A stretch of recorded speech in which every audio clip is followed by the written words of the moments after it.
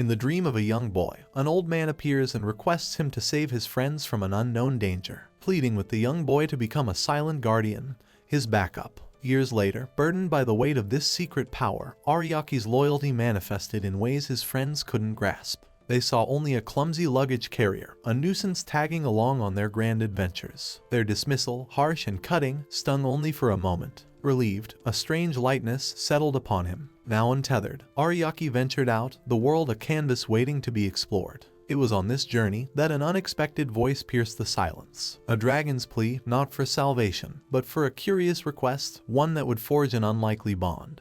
A friendship between a boy with a hidden strength and a princess trapped in a gilded cage. Theirs was a connection destined to blossom, a beacon of light in a world shrouded in secrets. An 18-year-old boy finds himself bummed out of the hero's party. Surprisingly, instead of wearing a crestfallen expression, he appears oddly relieved. His comrades have cast him out, deeming him useless and burdensome among their ranks. His name is Mahama Ariake, and he is stuck being an adventurer in the Gurrenheim kingdom. Haranoa Bibia, the party's leader, becomes irked and bellows at Ariake, insisting he should feel discouraged about his dismissal. Yeah, like someone would be sad after being ousted from a jail. Bibia is the leader of the hero's party, and is chosen by the great holy sword Ranguris. He is known to be capable of defeating the demon lord, and possesses the master swordsman's skill. Ariake responds, stating that he's actually happy to be free from their party, and will not have to be an adventurer anymore. Two other members of the party support Bibia's decision.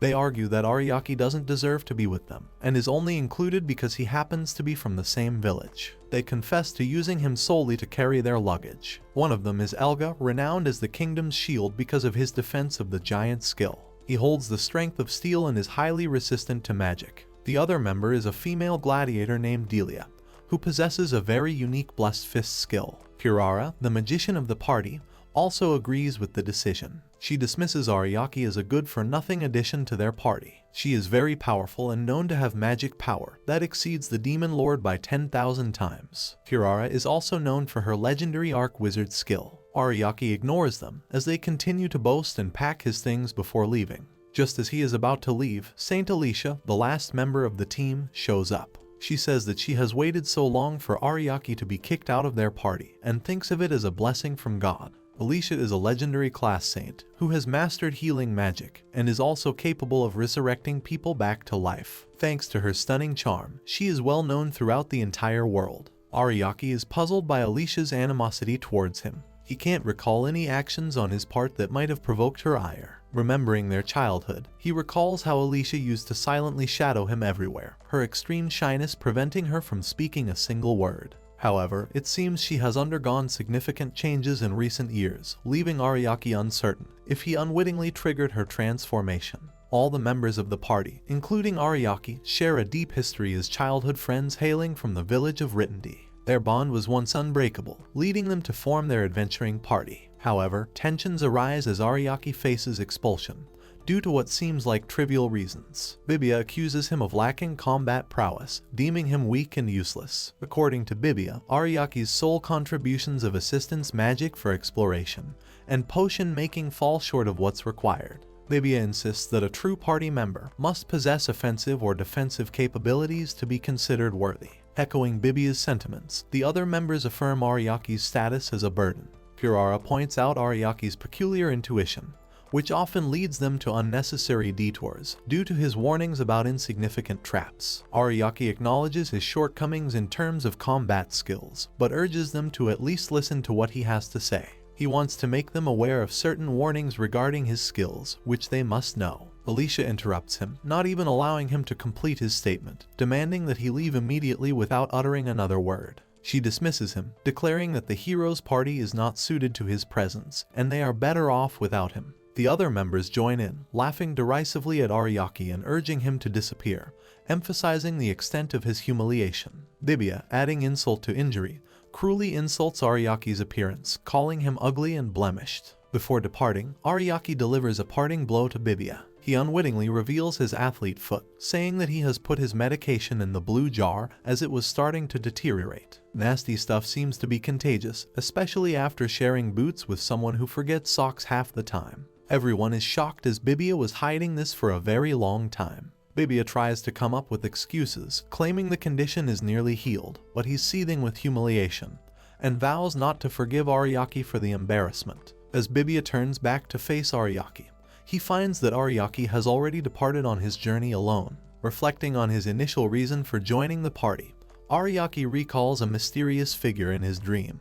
who tasked him with playing a supporting role for his friend's hero party, until the appointed time. Ariake realizes that without the troublesome oracle's intervention in his dream, he would have never joined the hero's party. Having been ousted from the hero's party, Ariake resolves to journey towards the welcoming town of Alti, known for its kind inhabitants. On his way there, he gets lost in a forest. He rests a little by a freshwater lake and then takes out his compass. With Solitude now his companion, organizing his inventory should become an easier task. Even though the hero's party has kicked him out, he is still worried if they will be fine without him, who used to carry all their belongings. He recalls them having no sense of directions or how the maps are navigated. Nonetheless, as Ariake finally discovers the exit from the forest, he admits to himself that traveling alone can be enjoyable from time to time. Ariake remembers how an old man appeared before him in a dream, saying that he must help his friends, otherwise they might die young. Though the old guy took advantage of his kindness, he is still happy that he was able to save his so-called friends from danger. At this point, we can just hope he is not kind enough to hand his killer a dagger someday.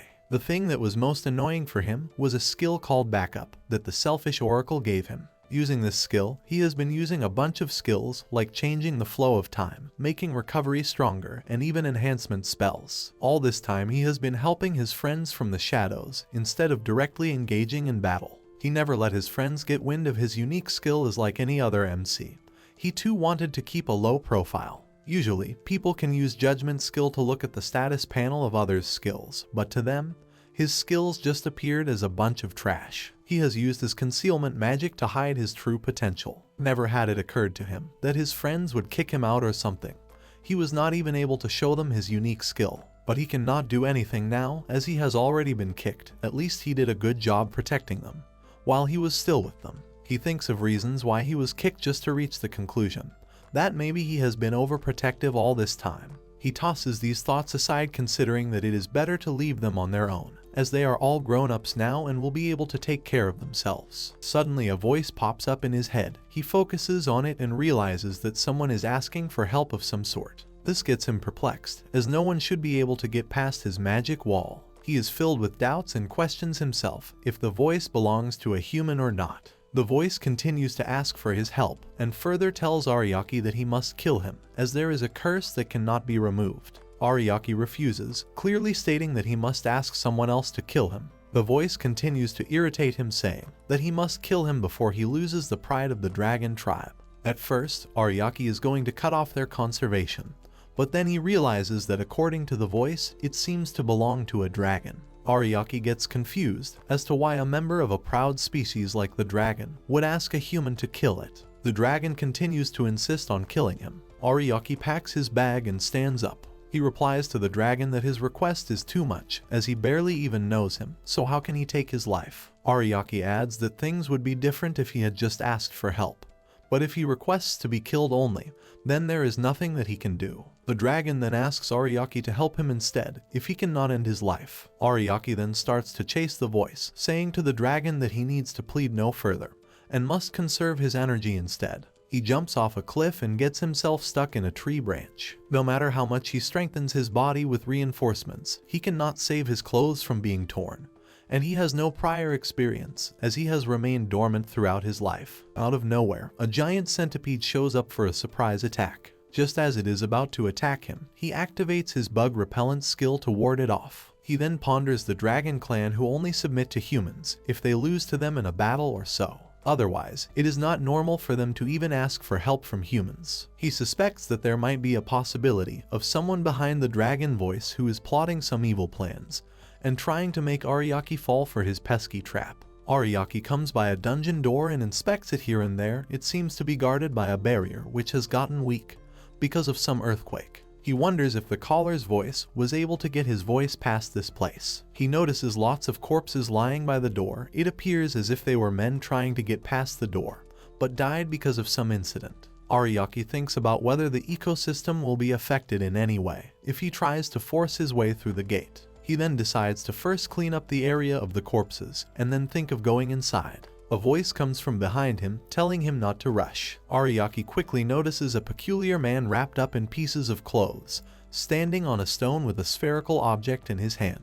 The man turns the corpses into zombies and commands them to attack Ariake. Ariake inquires if the strange object in his hand is the Jewel of Necromancer, which is allowing him to manipulate corpses. The man confirms his suspicion, saying that with this much power in his hand, he does not even need other thieves, as he can force the zombies to do all of his dirty work. Ariake calls him a piece of garbage for using such a cheap trick to attack others. This enrages the zombie man, who threatens Ariake to make him a zombie too, commanding the zombies to attack Ariake. His trash talk is cut short when Ariake vanishes the zombies using his restoration skill. With just a single magic spell, all of the pride of the zombie guy was shattered to dust, leaving him stunned with questions. Out of despair, the zombie guy inquires Ariake about his identity, to which Ariake responds by saying that he is just a random guy kicked out of the hero's party, who is just good for carrying luggage. The zombie man goes into denial, saying that it is impossible for a mere porter to be able to cast such powerful magic spells. Ariake assures him that it was not a magic spell and all he has used is a restoration skill. Ariake explains to him that restoration skill just returns things to their original states, and that he has first converted the zombies into corpses, and then into dust, making them look as if they were vanished into thin air. This perplexes the zombie man, who has never seen such a skill before. But before he could something else, some of the zombies, who have not been converted to dust yet, start to attack and eat him.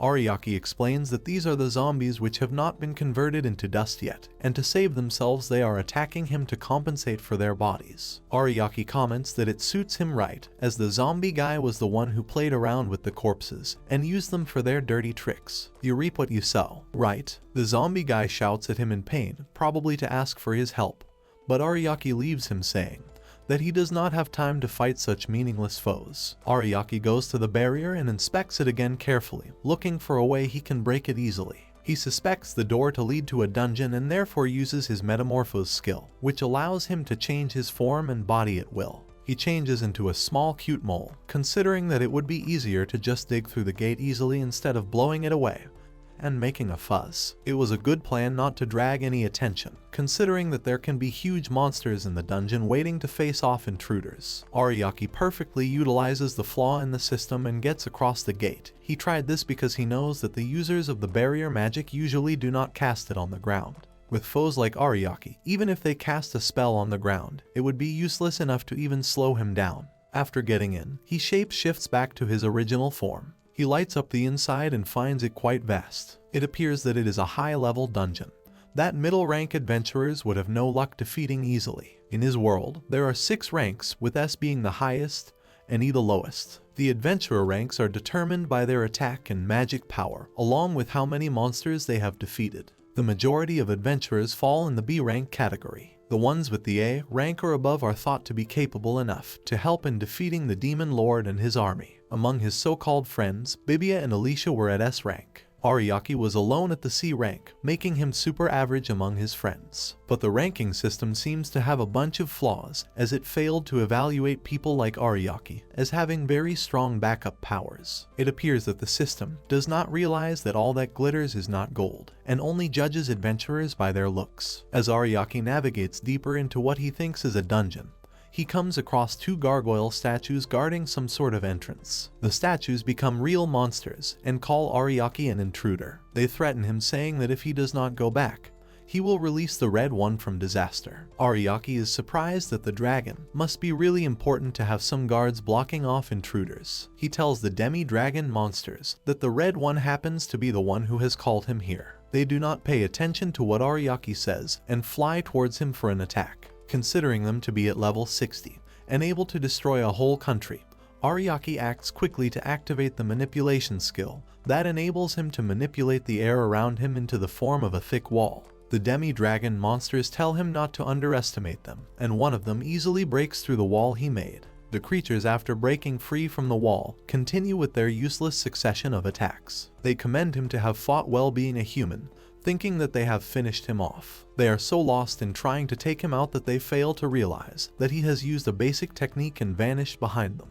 As they turn behind, Ariake rips one of their necks off and makes it fly off to the wall. The other one is confused about how a mere human can take down a guardian with such ease. Ariake calls the remaining one a useless doll. He gives it a lesson not to underestimate anyone and asks it to open the door for him. The demi-dragon monster gets irritated and lands another attack. Ariake shuts him down by cutting off his wings, leaving it pulverized. He explains his attack pattern to be very basic for one to realize. All he has done is first of all using his atmospheric wall as a decoy, secondly, using a reflecting skill to reflect all their attack against them. He declares that he has got them in his palm right from the start. Imagine giving it your all just to be killed by yourselves. That is what those monsters have done. After having to face some idiot guards, Ariake gets back on his track. He opens the door and finds himself in a real dungeon this time. Dungeons are said to be alive, having minds of their own. It is a well-known fact that dungeons lure their targets in just to kill them off by monsters and feed on their magic and bodies in order to become stronger. Ariake opens a treasure box that he finds, which surprisingly gives him a small reward. As he continues further into the dungeon, Ariake finds himself in an extremely large space. His eyes then meet a colossal great golem, realizing that the space is kept big enough for this monstrosity to freely run rampant.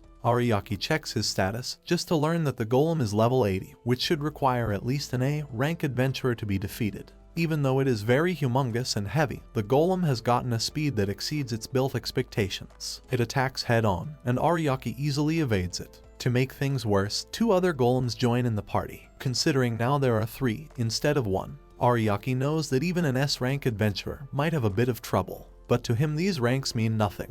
Ariake does a somersault and easily continues to slip them away, casting exploding circles here and there. Ariake reminisces about his friend's taunts, mocking his supposed inability to handle even a single golem, given their massive size and the earthquakes they cause with each step. Yet, here he stands, facing 3 of them simultaneously. With swift agility, Ariake executes somersaults, maneuvering around the golems, until all 3 are enveloped in his exploding circles. As the golems meet their explosive demise, Ariake can't help but ponder the injustice of the ranking system.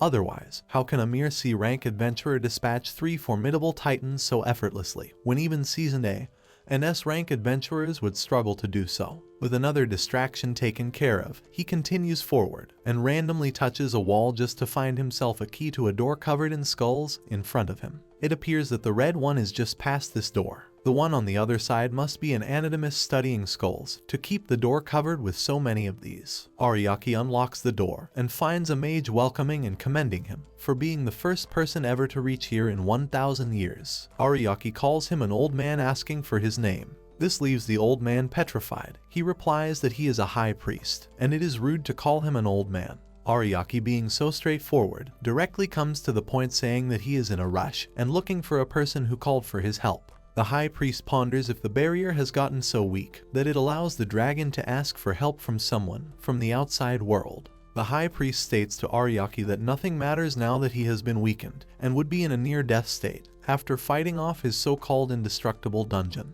He gets confused after seeing that Ariake is unscathed, even after facing so many great golems. There is not even a scratch on Ariake's body. To answer his queries, Ariake simply states that golems would have been quite painful to deal with because of their immense speed despite their sizes, therefore he took them out with a single hit. This further confuses the high priest, who says that it should be impossible irrespective of how much magic one possesses to take out his golems in a single hit. Ariake replies that he has not used any magic, but his magic amplification skill. He knows that golems are composed of detailed magic nevers, which have magic flowing through them, and if an external magic were to flow through them, they would explode in seconds, and this is the flaw that he has used to defeat them in a single blow. The high priest says that he gets his theory, but still, it should be impossible as he would need tons of magic to conjure up this trick. And even if all the magicians of a country gather up their magic, it should still not be enough to take out 3 golems at once. He inquires if he really has all this magic. Ariake replies that he does, otherwise, how would he have come out unharmed?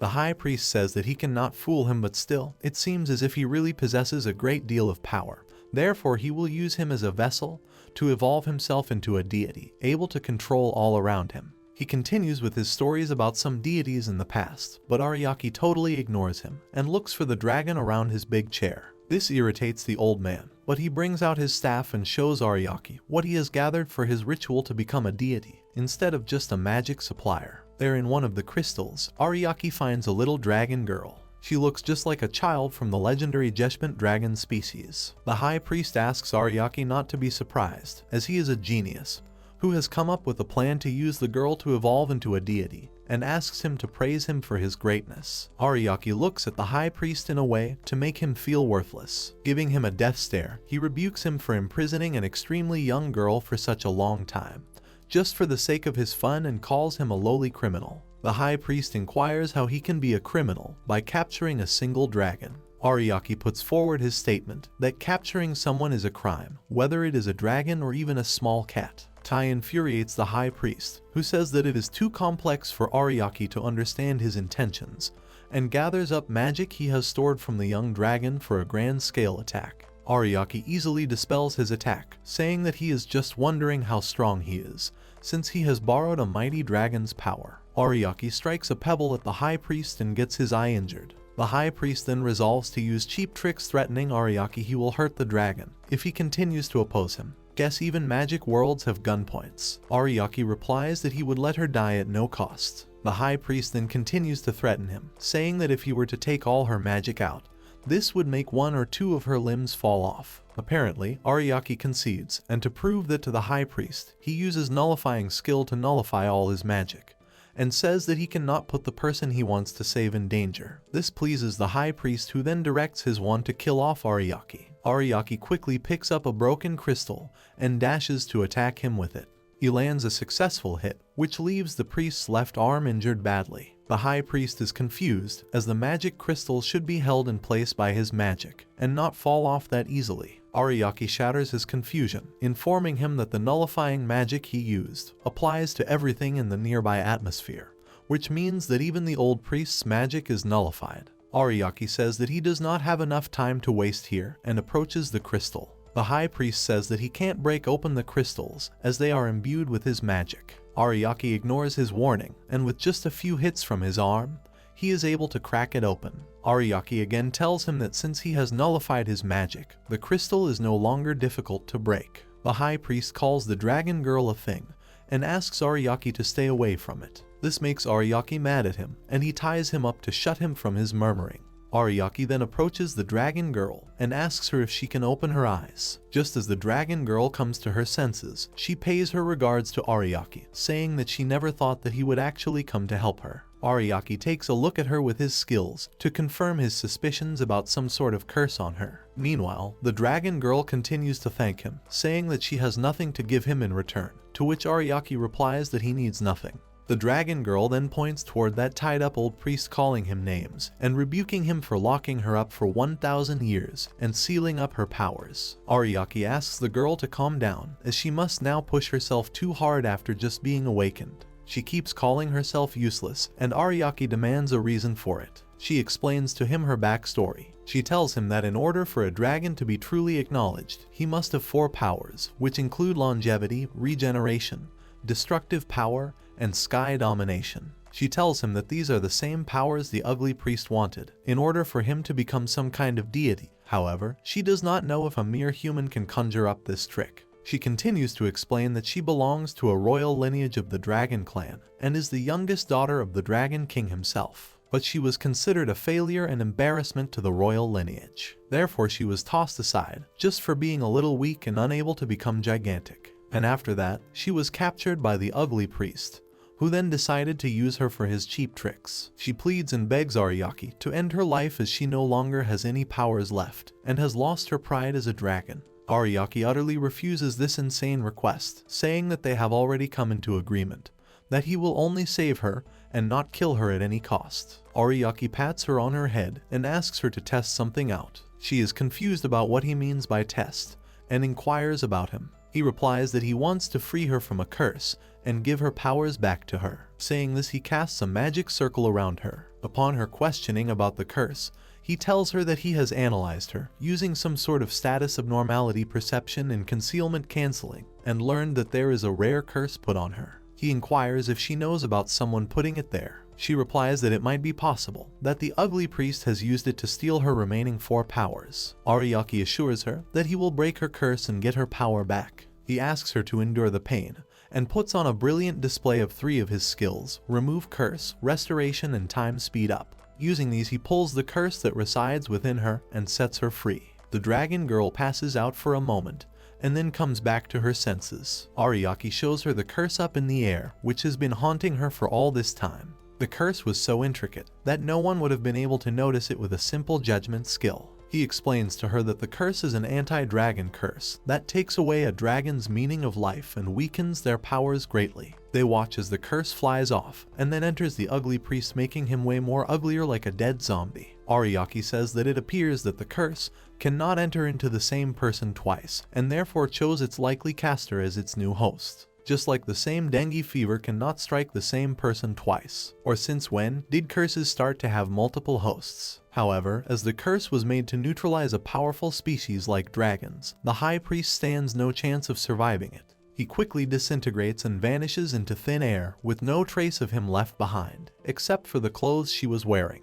The dragon girl then suddenly feels a surge of power, as her regeneration ability heals her pretty quickly, and she has no longer any curse preventing it from kicking in. In order to test her strength, she fires an attack with her finger, blasting off a big hole in the ceiling of the dungeon. She is amazed after seeing how powerful she is and gets excited, as she will be finally able to leave this horrible dungeon. She is grateful to Ariake and calls him her master. Ariake tells her not to mention it, as it is not a big deal for him. Taking out those 2 statue monsters, 3 colossal golems, and a nasty high priest was not a big deal. Seriously, the dragon girl tries to make Ariake commend her appearance, who seems to have no interest or opinion in this regard, which breaks her down into tears. Seeing her crying, Ariake's heart melts, and he starts to praise her, saying that he saw her beauty just as he laid his eyes on her. He says that he never thought that he should say that to her and apologizes if he has hurt her in any way. He even calls her one of the prettiest girls he has ever met. Ariake seems to have no end to his praises, which brings the dragon girl from tears to sweat on her face because of nervousness. He then asks her if she can use his judgment skill on her. He finds her stats way above what he was expecting, and inquires if all dragons have their stats this much boosted. Suddenly, Ariake notices another pop-up panel with the title "A Divine Dragon Who Has Gained a Rider." Intrigued, he remarks that a divine dragon sounds incredibly powerful. The dragon girl explains to him that the title refers to her master being her rider. She elaborates, describing how a strong bond between a dragon and their rider can elevate them to the esteemed status of divine dragons, while their riders are bestowed with the title of Dragon Knight. Despite the status bar indicating her as a divine dragon, she modestly denies it, stating that she is merely the daughter of a dragon king, emphasizing the rarity and difficulty of becoming a divine dragon. Ariake wonders if he somehow awakened the divine dragon within her, but she admits she doesn't know for sure. However, she acknowledges sensing a divine aura surrounding him. As always confused, Ariake questions why he has suddenly become a dragon knight out of the blue. She explains that it's because they are destined partners now. Realizing her lapse in manners, she apologizes and formally introduces herself as Colette de Broiches, the youngest daughter of the ruler of the Jeshpent dragons. At least we won't have to call her the dragon girl anymore. Ariake returns the favor by introducing himself as Ariake, and saying that he got separated from his party and is now traveling alone. As they walk along, Colette asks Ariake to share his plan with her. Ariake questions why she wants to follow him, to which she tearfully explains that she must accompany him as his fated dragon knight. She cries, expressing gratitude for him saving her life and feeling it would be irresponsible to ignore her now. Ariake compares her to a dog that's been abandoned and suggests she return home, but Colette reveals she can't go back after being banished. Even though she has her powers back, she believes someone from her village cursed her, likely considering her a nuisance during the selection of the next Dragon King. Ariake apologizes for his suggestion, saying that he should not have asked her something like that. Overjoyed, Colette becomes joyful and thanks him profusely, declaring that meeting him has made everything worthwhile. Ariake permits her to stick around until she gets tired of him, but he is a bit concerned about drawing attention to himself while traveling with such a striking dragon girl like Colette. Colette blushes at the compliment and they shake hands, ready to embark on their journey together. She proudly declares herself as Ariake's cutest heroine, but he playfully reminds her of the time when she accidentally blasted the ceiling, which wasn't exactly cute. Ariake continues his journey along with his new companion Colette. Learning his backstory infuriates Colette, who cannot comprehend why the hero's party decided to kick her master out. Ariake calms her down as he finds it pleasurable to know that those ducklings can now live without any life support, and says that he recalls the moment they kicked him out as a sweet memory of his. Colette, unable to see anything sweet in such a haunting memory, accuses her master of being too soft. She presses on with her questions, asking if there were any female friends in his former party. Ariake admits there were 3, prompting Colette to boil with anger, vowing to never lose to them. The scene shifts to a few hours earlier, where Bibia and the others from Ariake's former party are drinking and discussing his expulsion, and how miserable he looked when they kicked him out. They are happy that he will no longer be with them to annoy them. Bibia turns to Alicia and asks if she thinks the same. She is looking sad and lost in her thoughts. Don't tell me she is suffering from petit mal seizures. Lost in her thoughts, Alicia nods in agreement, acknowledging that Bibia is right, as there is no meaning to a party without a hero. Bibia assures the group that with him leading the party, there will be no problems. He brushes off Ariake's departure as merely losing a member, suggesting they warm up by raiding the cursed cave they previously conquered with ease. Everyone enthusiastically agrees to the plan. Kirara chimes in, suggesting that things will be easier without the burden of carrying someone like Ariake, whom she refers to as baggage. They call out to Alicia, who seems lost in thought once again. She expresses her sadness, feeling like they're missing something which this place doesn't have. The scene shifts back to Ariake and Colette, who have now arrived in Medis town. Ariake suggests they're still a bit far from their destination,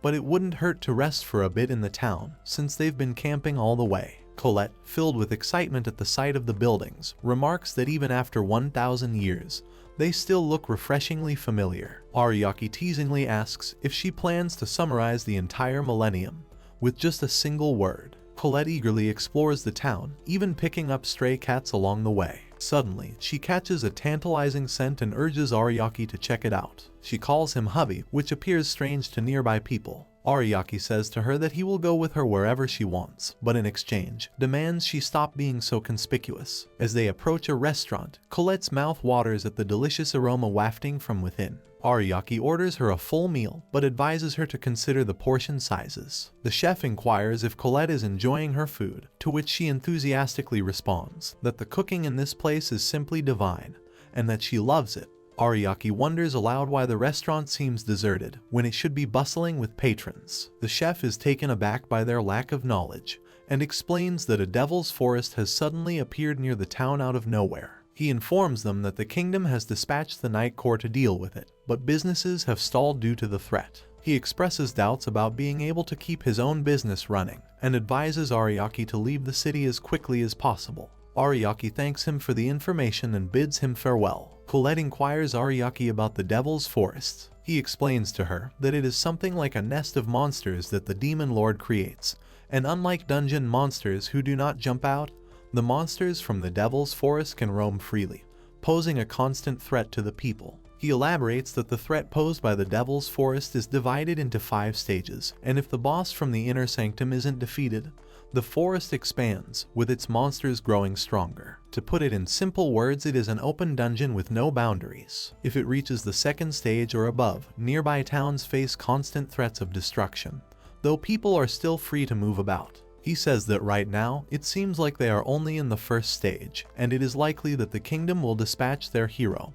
before the scenario worsens. He decides that considering their journey, they should visit the Adventurers Guild to gather more information. Colette eagerly anticipates their visit, but Ariake reminds her they're not going there to play. Upon entering the guild, they notice everyone chit-chatting, but as they step inside, they sense a strange tension in the air. Colette asks Ariake why the atmosphere feels unpleasant, to which he replies that it's likely due to the appearance of the Devil's Forest. Ariake approaches the reception desk and expresses his interest to the lady sitting there, asking a question about the Devil's Forest. She requests his name, and he introduces himself as Ariake, a C-rank adventurer, and requests information about the Devil's Forest. Her reaction is one of shock, and she asks him to wait a moment, because there's a decree from the king and requests him not to leave. The sudden commotion draws attention from everyone around, as they speculate if Ariake is indeed the one who was kicked out of the hero's party. Colette, confused by the sudden noise, asks Ariake why everyone around them suddenly got noisy,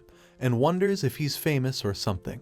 A large, muscular man emerges from inside and questions if Ariake is truly who he claims to be. Ariake confirms his identity, but says that he would be troubled if they were to ask for any sort of proof. The man happens to be the leader of the guild. He shows Ariake the edict passed by the king, and chastises him for shamelessly walking into the adventurers' guild. Ariake takes a closer look at the edict, and is stunned to find that his adventurer's license has been revoked. Ariake had thought, at worst, he might be demoted to Ranky, but he never imagined his license would be revoked. This punishment is reserved for those who commit the most heinous of crimes. Despite the severity of the punishment, Ariake smiles and remarks that now he won't be able to accept quests or buy ingredients anymore. Colette, puzzled by Ariake's apparent calmness despite his troubles, asks him why he seems pleased. Ariake explains that he only entered the guild because of the system and couldn't care less about such matters. Disregarding the situation, Ariake turns to the guild leader and suggests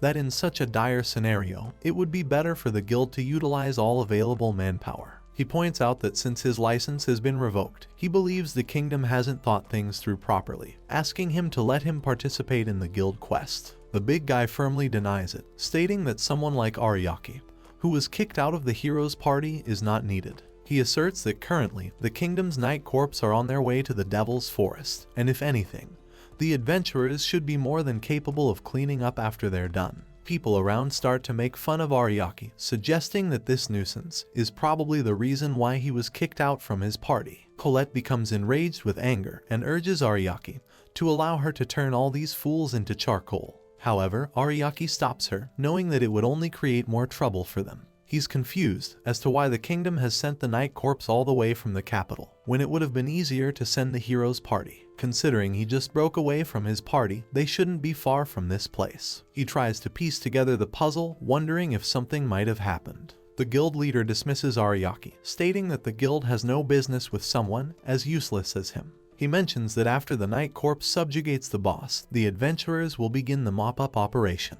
Everyone in the guild speaks ill of Ariake, irritating Colette immensely. Just as Ariake is about to leave the guild, the door suddenly slams open. A knight, covered in blood, rushes in and announces that the Devil's Forest subjugation has failed. He warns that a horde of monsters is now heading towards the town, and urges all adventurers to urgently prepare for defense. The knight delivers the chilling message that deserters will be executed. The knight appears to be in a dire condition, and collapses to the ground. Ariake rushes to check on him, assessing that he might regain consciousness soon. Meanwhile, chaos erupts among the other adventurers as they realize they stand no chance if the Night Corps is wiped out. They complain that they were only promised an easy mop-up quest. All the adventurers are in agony, feeling helpless in the face of the impending threat. Colette asks Ariake if he can swiftly defeat the forest monsters with his powers, but he refuses, stating that he doesn't want to be in the spotlight, but says that the situation is worse than he anticipated. The guild leader shouts loudly, rebuking the adventurers for tarnishing the reputation of adventurers everywhere. He orders them to stop panicking and prepare for action, warning that everything will turn to dust if they don't act quickly. The adventurers agree, but express concern about facing a dire fate. Ariake quickly rushes forward and tosses a bag full of gold coins onto the table, urging the guild leader to leave things to him. The guild leader repeats Ariake's words to confirm whether he heard him correctly. He firmly denies Ariake's request, stating that a horde of monsters is closing in, and questions what someone like him can even do. Ariake then asks the guild leader how much he was paid for the mop-up operation. The guild leader admits that he was only paid a single gold coin. Ariake makes him realize that it's a cheap price for risking his life in such a dangerous situation. Colette, confused by her master's actions, asks for clarification. Ariake explains that it's simple. If the workers aren't paid what they're owed by their bosses, they won't work. He's essentially trying to incentivize them with his own money. Ariake tosses the coins from his bag onto the ground, announcing that he promises to reward 100 gold coins to anyone who participates and remains in the battle until the end. Initially, everyone doubts him, thinking it's an empty promise. However, Ariake further declares his promise to be a covenant under the statutes of the Great Kingdom. A covenant under the statutes of the Great Kingdom holds immense weight in Ariake's world, akin to a binding promise that carries a certain type of curse for those who dare to break it. The offer of 100 gold coins proves to be irresistibly tempting for everyone present. Some express that this sum of money could easily sustain their families for an entire year, while others mention using it to support their rundown homes. Ariake acknowledges the allure of the gold coins, emphasizing that such wealth could bring fortune to each of them. He continues to persuade them, highlighting the critical role they now play in saving the town from the impending danger. Ariake questions whether they are willing to let monsters wreak havoc in the peaceful town where their families reside. In offering this tempting reward, Ariake not only presents them with an offer they can hardly refuse, but also encourages them to recognize their duty as adventurers, which is to risk their lives for a greater cause. We are humans, we only put our lives on the line for patriotism, when there is money on the other end of the line. With morale rejuvenated and spirits high, everyone's stance shifts dramatically towards joining the battle. Some are motivated by the promise of wealth, while others are driven by the desire to protect their hometown, the place of their birth. They all express their positive intentions to Ariake, solidifying their commitment to join him in his conquest. Even the guild leader, fired up for the battle, takes charge and directs all guild members to begin preparations. Ariake observes the guild leader's newfound determination and commends him, acknowledging his expected effectiveness in the upcoming battle. The guild leader, in turn, expresses gratitude towards Ariake for his formidable speech, and for doing what he did back then. The guild leader expresses disbelief, finding it hard to reconcile the current image of Ariake with the rumored useless adventurer, who was expelled from the hero's party and had his license revoked. To him, Ariake appears divine. He hesitantly questions if Ariake is indeed the same infamous Ariake of legend. Colette, angered by the guild leader's words, boldly defends her hubby and demands the guild leader to watch his words. She refuses to tolerate any disrespect towards Ariake, especially after the humiliation he endured earlier in the guild hall. With fiery determination, she labels the guild leader as a foolish, muscle-bound man who can be easily swayed by money. Ariake intervenes, urging Colette to step back, and acknowledges the reality that money plays a significant role in people's lives, providing them with the means to survive. He emphasizes that it is the responsibility of those in power to ensure fair compensation, especially when asking individuals to face life-threatening situations. Ariake condemns the idea of sending someone into perilous circumstances with only a single gold coin as compensation, deeming it unjust. The guild leader, still bewildered by Ariake's sudden generosity, questions how he managed to accumulate such a significant amount of money. Ariake casually responds that it's simply the savings he's collected over time. However, the guild leader remains skeptical, wondering why Ariake would be willing to part with such a substantial sum for a town he has no personal connection to. Ariake jests with the guild leader, but then explains that there's a particular eatery with a distinctive green roof along the main road that serves pasta he enjoys. He mentions that he wouldn't want to miss out on their pasta if he couldn't visit again. The guild leader, eager to express his gratitude, offers to treat Ariake to the pasta using the reward money, apparently forgetting that the funds were provided by Ariake himself. With the preparations complete, the guild leader gathers the adventurers for a strategy meeting. He explains that the town's defenses consist only of ditches and fences, making the adventurers the last line of defense against the impending threat. He outlines a simple strategy, assigning those capable of fighting to the front lines, while positioning magicians at the rear to heal the wounded and provide support to the frontline fighters. After shouting a few final words of encouragement, the guild leader leads them all into battle. Colette turns to Ariake, expressing her concern about the villagers' safety, as there seem to be about 10 opponents for every adventurer on average. She doubts their ability to easily win such a battle, and asks if Ariake will wipe out all the enemies in a flash. Ariake responds with a lecture, emphasizing the importance of shared victory,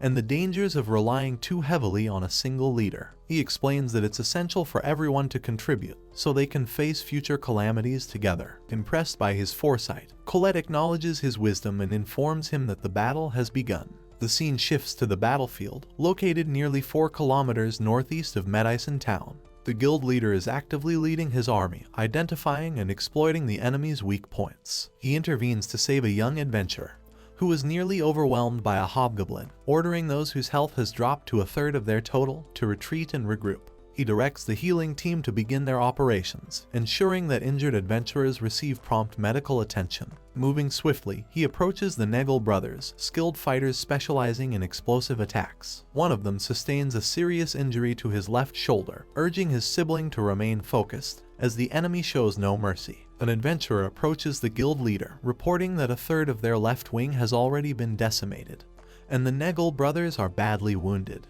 The guild leader swiftly distributes potions to the remaining fighters, while receiving successive requests for reinforcements. One of the adventurers rushes to the guild leader, reporting the sudden appearance of a caterpillar dragon, and requesting the dispatch of 3A rank adventurers to handle it. However, the guild leader, overwhelmed by the ongoing battle, instructs him to inform the adventurers to handle the dragon themselves, as he and the others are currently outnumbered and occupied. Suddenly, their attention is drawn to a towering figure, a giant ogre king that instills fear in all who behold it. This ogre, an S-ranked monster, unleashes a powerful blast of air, sending adventurers flying off the ground. Even the guild leader is brought down to his knees by the force of the attack, as a female adventurer resigns herself to her fate, believing she will perish at the hands of the mere swine monster.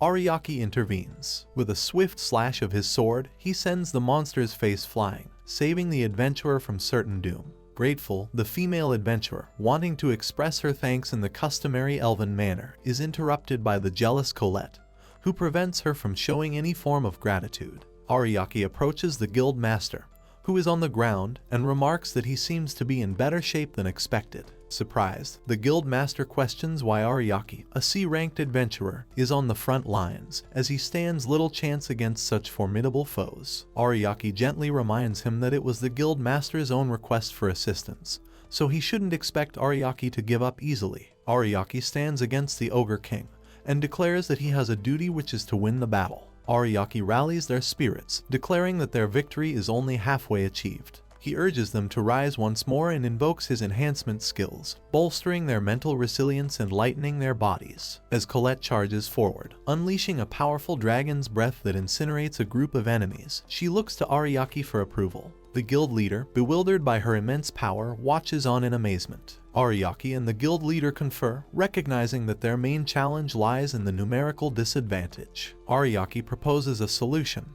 He will use his skills to amplify their abilities tenfold, while simultaneously reducing the enemy's stats to a tenth of their original values. He asks if this plan should be sufficient to overcome the disparity in numbers. The guild leaders claim that it is impossible for him to increase their status by tenfold, whereas casting a spell of a horde of monsters would be a whole separate story. Ariake assures him that this is possible, and he needs not to worry and must focus on victory alone. Taking his stance, Ariake activates multiple skills, boosting the stats of nearby adventurers. The guild leader remains doubtful, until he notices his own skin becoming stiffer under Ariake's damage reduction spell. Still questioning whether Ariake can truly increase their stats tenfold, the guild leader receives confirmation, as Ariake continues to enhance their abilities. Ariake explains that he is not finished yet. He boosts their movement speed, enhances their accuracy with his evasion skill, and activates a high rate of no damage condition with his invincibility skills. Additionally, he grants evasion rate skills to all his fellow adventurers. The adventurers are thrilled by Ariake's unprecedented enhancement abilities, feeling lighter and more powerful than ever before. Even after casting what seems like a considerable number of spells, Ariake continues to surprise them by unleashing up to 20 enhancements. This newfound power leaves the adventurers feeling invigorated and confident in their ability to overcome the monsters. The guild leader marvels at Ariake's ability to cast such a high number of skills, considering it a feat that would be challenging for a normal person. Ariake, however, downplays the significance of casting 20 skills, mentioning that he has often cast even more on his party members in the past. This revelation astounds everyone listening, leading them to realize that Ariake's contributions may have been the key to the hero's party's success all along. Colette interjects, expressing her disbelief at the hero's party's disrespect towards Ariake, despite his significant contributions. Her words resonate with the other adventurers, prompting them to reconsider their perception of Ariake's value and the treatment he received from his former party. Ariake reassures Colette, explaining that he respects his former party's decision, as a parent would respect their child's choices, but he still worries about them. Colette realizes her mistake in bringing up the topic and apologizes. The adventurers understand that they need to focus on the task at hand and prepare to confront the monsters. With Ariake's protection magic bolstering their confidence, they charge into battle with even greater determination. Ariake and Colette wonder why the Ogre King hasn't made a move yet. They speculate that he may be letting his disposable monsters do the work for him, or perhaps he's underestimating them. However, Ariake senses that something is amiss. The level of monstrosity they're facing shouldn't have emerged from a first-stage devil's forest. He suspects that the Ogre King must have at least reached the second stage or beyond to command such formidable creatures. This revelation raises concerns about the true extent of the threat they're facing. Ariake encourages Colette to fight as she wishes, acknowledging that he understands her intentions. Recognizing that the adventurers alone may not be enough to defeat the Ogre King, Colette eagerly rushes into battle. Ariake instructs the other adventurers to focus on dealing with the remaining monsters, while he and Colette handle the Ogre King. The Ogre King attempts to crush Colette with its massive palm, but her dragon strength prevents it from succeeding. Colette swiftly dodges its attack, leaping into the air and delivering a powerful blow directly to the ogre's mouth, silencing it momentarily. Meanwhile, Ariake continues his assault, casting up to 8 spells and maneuvering around the ogre. Suddenly, the ogre catches Colette off guard, seizing her tail and slamming her to the ground. Ariake calls out her name in concern, but Colette refuses to stay down. Rising to her feet once more, she is consumed by rage and vows to show the Ogre King her true power. Ariake joins her, declaring that it's time to demonstrate the might of a dragon rider and his dragon companion. As the guild leader takes down the final goblin, he realizes it's the last of the sample fries. A report arrives, confirming that both the right and left wings have eliminated the remaining monsters in their areas. With their successful dispersed attack, the guild leader announces a central assault on the Devil's Forest. Informing Ariake that the Ogre King is the sole remaining enemy, the guild leader emphasizes that the others have dealt with all the other monsters. The Ogre King's roaring shakes the ground, inducing an earthquake-like feeling. Ariake feels a mixture of relief and concern as Colette's true powers return.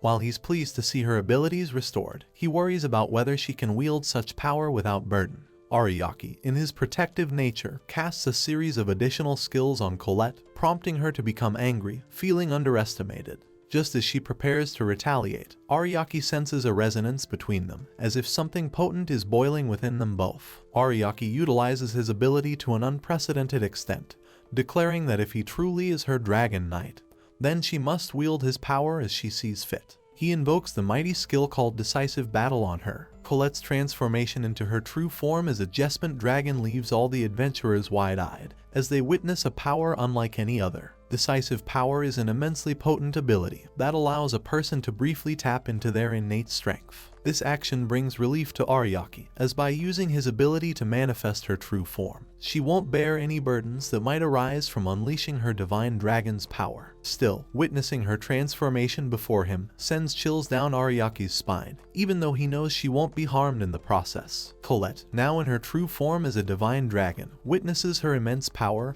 and declares judgment upon the Ogre King. With a mighty roar, she unleashes her final fury attack, engulfing the Ogre King in flames, until he vanishes into thin air. As the battle concludes, Colette reverts to her human form, visibly exhausted. Ariake swiftly dashes to her side, catching her in a princess carry before she can collapse to the ground, ensuring she remains safe. He offers words of appreciation and praise for her exceptional performance. The guild leader, finally able to breathe a sigh of relief, observes the aftermath of the battle, grateful that it has come to an end. The central team signals that the mission is finally over, prompting cheers and shouts of disbelief at the miraculous feat they've accomplished. They marvel at their victory over a brutal army of monsters that outnumbered them tenfold. However, Ariake corrects their perception, stating that their triumph is not merely a miracle, but the result of the courage and determination displayed by each valiant adventurer. He emphasizes that their victory was hard-earned through unity and sacrifice, as they bravely faced a horde of monsters that even the Royal Guard's army struggled against. Ariake boosts their morale further, reminding them that this victory is a testament to their collective strength and resilience. They all call it the hero's glorious return and decide to head back to the village. The villagers warmly welcome the adventurers back to the village, hailing their return as that of heroes. After a few days of rest, Ariake expresses his intention to leave the village. However, the adventurers try to persuade him to stay, feeling indebted to him for his remarkable efforts. Guild leader Awesome intervenes, admonishing the adventurers for their disrespectful behavior towards Ariake. He He apologizes to Ariake for the discourtesies shown to him, and assures him that he will retract the revocation of his license. Awesome explains that he has already sent a letter of protest to the kingdom on Ariake's behalf. As Ariake prepares to depart, Awesome insists on treating him to pasta at the restaurant using his own money next time, and they shake hands in farewell. With a grateful nod, Ariake sets off on his journey. Colette expresses her excitement about unleashing her divine dragon powers, finding it an exhilarating experience. However, Ariake informs Colette of a potential obstacle on their journey. The fertile great wood forest lies in their path, and it is inhabited by dangerous creatures known as elves. He cautions her that navigating through the forest could pose a significant challenge. Despite this, they remain determined to press on towards Orden Town. As they converse, Colette expresses her readiness to confront any potential threats, particularly the elves rumored to inhabit the forests. She reassures Ariake that she'll reduce any troublemakers to ashes if necessary. However, Ariake playfully urges her to reconsider her penchant for fiery solutions, reminding her that not all problems can be solved through violence. Ariake's thoughts then drift back to his former companions, pondering their whereabouts and well-being. Despite suspecting they may be nearby, he acknowledges that he may be overthinking the situation. He then turned his attention to their meal, putting aside his concerns for the time being. Do not tell me that you are thinking of the same thing that I am thinking of. Does Ariake not look the same as Mashal, with cream puffs in his mouth? The scene shifts toward Bibia, who is bleeding and in a pretty bad shape. He says something about being annihilated by a monster, which should not be there of all places. Bibia and Elga find themselves in a dire situation as they face unexpected challenges within the dungeon. Despite their past successes in navigating such environments, they now struggle to fend off even basic threats. The mention of Purara and Alicia, presumably their absent comrades, adds to the tension and hints at unresolved issues within their group. As they battle a snake monster, Elga's difficulties in effectively using his strengths become apparent, leading to frustration and further complications. With their resources depleted and their endurance waning, the situation grows increasingly desperate. It's clear that they are facing obstacles far beyond what they had anticipated, raising questions about the nature of the dungeon and the dangers lurking within. The scene shifts back in time to a few hours ago, when Bibia and his party just entered the cave. Considering that they have already conquered the cave and were using it up as a warm-up, they decide to go as far as the 50th floor. Bibia's party, fueled by their arrogance and disdain for Ariake's absence, brushes off Alicia's concerns about their lack of preparation. They mockingly suggest that without Ariake, there's no need for them to be cautious or strategic in their approach to the dungeon. Purara joins in, teasing Alicia and suggesting they rely on items instead of her healing magic. Alicia, however, remains steadfast in her belief that they should take precautions and bring additional supplies. Despite their mockery, she refuses to back down from her stance. Bibia attempts to dismiss Purara's teasing and redirects the focus on their mission, reminding her of her responsibilities as the group's source of light. Their banter reflects their overconfidence and underestimation of the challenges they may face without Ariake's support. By belittling him and downplaying his contributions, they reveal their own hubris and the potential consequences of their complacency. As they venture deeper into the dungeon, their lack of preparation may prove to be their downfall. Bibia gives off a creepy smile and says that both Delia and Purara are in love with him, making them easier for him to manipulate. He says that he finds it difficult to approach Alicia, but soon she would fall for him, as he is a hero destined to save the world. From his smile, he seems to be a pervert, and he confirms this by thinking that once he saves the world, the kingdom might even give him its princess, and after that he would become a king and rule over the lowly people. A hero to people looks more like a powerless coward demon to me, won't you agree? Seeing them laugh on and on, Alicia becomes sad, saying that there is nothing that can be done, as she has already warned them. As they navigate through the dark cave, the great hero Bibia gets scared from just a mere bat. He scolds Purara, criticizing her dim light for failing to detect even a small thread, like an approaching bat. Purara defends herself, asserting that she's giving her best effort and her abilities have limits. Bibia becomes even more infuriated, questioning Purara's strength by comparing her unfavorably to Ariake, who could effortlessly illuminate the entire cave. Purara admits her shortcomings, acknowledging that not everyone possesses Ariake's exceptional abilities. Alicia supports her, recalling Ariake's teachings about the dungeon having a mind of its own, which further annoys Bibia, who brushes off such details as insignificant. As Bibia mutters discontentedly, a spider sneaks up on him. Delia reacts swiftly, knocking the spider away with a punch and urging them to stop fixating on someone who is no longer present. To their astonishment, the spider monster returns, leaving them baffled as to why it didn't succumb easily as usual, despite Delia's powerful punch typically being sufficient to dispatch such creatures. Delia engages in battle once more, and manages to defeat the spider, but is left questioning why she couldn't dispatch it with a single blow as before. Bibia points the finger at Purara, blaming her for the situation due to her low level of vision. He ridicules her, calling her a joke instead of a great sorcerer for being useless during such a crucial moment. His harsh words prompt the others to make him realize he's gone too far. Despite this, he continues to mock Purara, suggesting that at least they can see their feet, but eventually starts laughing, acknowledging Purara as a chosen one and apologizing to her. Purara graciously accepts his apology, attributing his outburst to being startled. As Bibia decides to continue, Alicia intervenes, suggesting that it would be best for them to retreat for now and reconsider their strategies, due to their obstructed field of vision. Delia accuses Alicia of trying to manipulate Bibia, but Bibia, who harbors feelings for Alicia, gently brushes it off, stating that she's just expressing concern. He interrupts Alicia's attempt to speak, asserting his dominance as the hero. The other girls support his decision, affirming that it reflects the qualities of a true leader. He turns to Alicia, asking for her opinion, but she remains silent, which infuriates Bibia even more. He thinks poorly of her, believing that she has always defied his orders and remains silent. Growing increasingly agitated, Bibia finds it unthinkable for a hero to retreat from a dungeon meant for C-rank adventurers. He believes that his friends have been sluggish and flawed in their actions, convinced that his decision is foolproof. Bibia reprimands Delia, suggesting that they seem lost. Delia defends herself, stating that it's not her fault, as the darkness inside the dungeon is disorienting. Bibia retorts, reminding them how Ariake managed to guide them on their first visit. Alicia intervenes, explaining that Ariake navigated them using an incomplete map, implying that with caution, they should be able to navigate through successfully. She discovers a mark scratched by Ariake somewhere in the dungeon, and informs the others that by following it straight, and then making a turn, they would reach the stairs leading to the floor below. Bibia scolds her, insisting that she should have noticed it earlier. Alicia questions him again, asking if he has a plan and if he's ready to lead the party, suggesting that Ariake would have advised them to retreat under such circumstances. Bibia shouts back at Alicia, sparking a heated argument between them. His frustration boils over, and he angrily demands to know why she keeps bringing up someone who is no longer with them. He forcefully silences her, insisting that they continue to the next floor. Suddenly, the roof begins to shake, indicating that some sort of monster boss is about to appear. He swiftly instructs everyone to stand on guard as the roof shakes, anticipating a threat. To his relief, only a single skeleton knight emerges. Bibia feels confident facing just one opponent, and easily beheads it with his sword.